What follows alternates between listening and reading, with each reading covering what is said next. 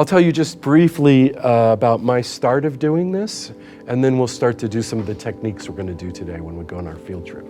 I was working at my family's flower shop, and this was 1997, and I got a grant to work at a local adult day program to use poetry with them, and this was people living with memory loss or dementia. And so I hit on the idea of using classic poems that the people might have learned as kids.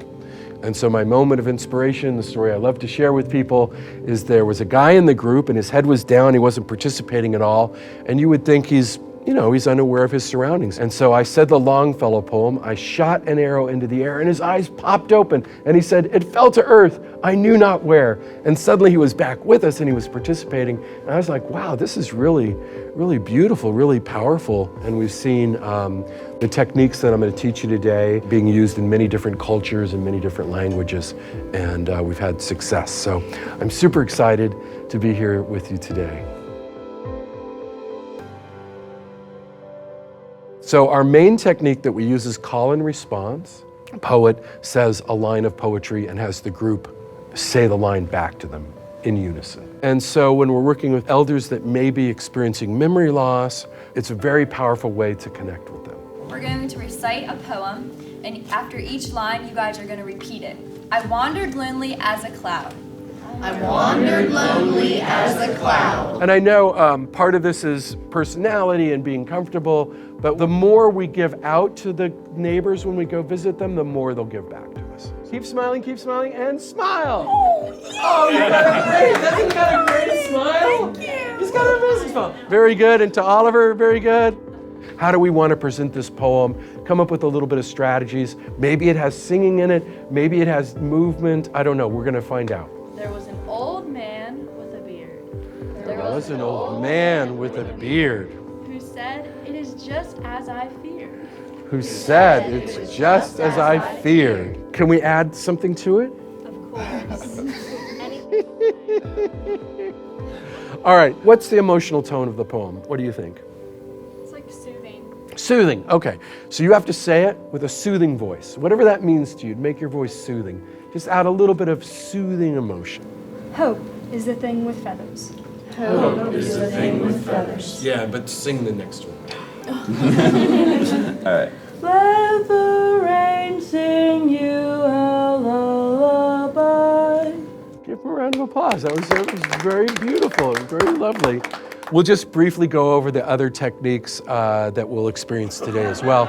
So the second technique is to have discussions around the poems. So we'll just talk about them, ask any kind of question. Now, number 3 is to use a prop, something the person can hold, smell, touch, taste, something to stimulate the senses. And what we're going to do today is use feathers. And we'll just ask if they would like to feel it on the back of their hand or even on their cheek. And the idea is just to stimulate their senses outside of saying the poems. Now, the fourth technique, and that we're going to use a lot today, is to create a poem together. And so we're going to do that by asking open-ended questions around the theme. And our theme, even though not all of our poems that we've practiced today have bird themes, but we use birds. Then we'd get parakeets. Yes. I like to fly out in the ocean. In the ocean. And you've got to compare it to something blue as the sky. What a pretty day This is. this is. Sort of culminating part of the session will be we will perform the newly created poem that the group creates. If I was a bird, I would fly. Right here. To this moment. To this nest. Made of friends. We don't know exactly what the people will be like. We don't know if they will have memory loss or not. Some may, some may not. There's many different reasons why people would be there, and we won't know what those reasons are.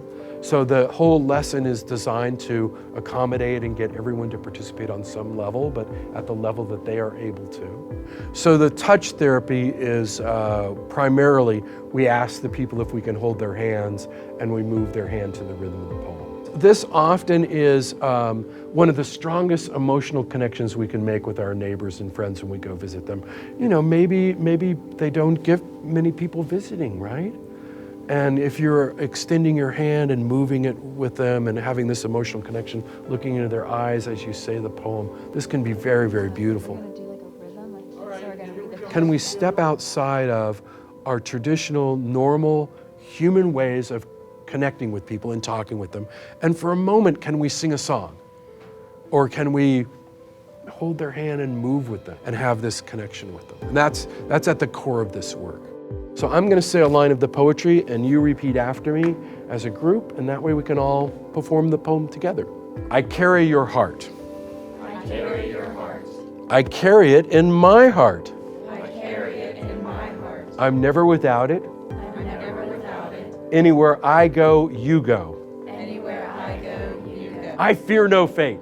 I fear no fate. For beautiful, you are my fate. You are my fate. I want no world. I want no world. For lovely, For lovely. you are my world. You are my world. Root of the root, bud of the bud, Bud of the bud. tree of the tree, Tree of the tree. of a sky called life, Of a sky called light. that grows higher That grows higher and higher and higher than soul can reach than soul can reach. or mind can hope. Or mind can hope. And this is the wonder And this is the wonder that keeps the stars apart. that keeps the stars apart. I carry your heart. I carry your heart. I carry it in my heart.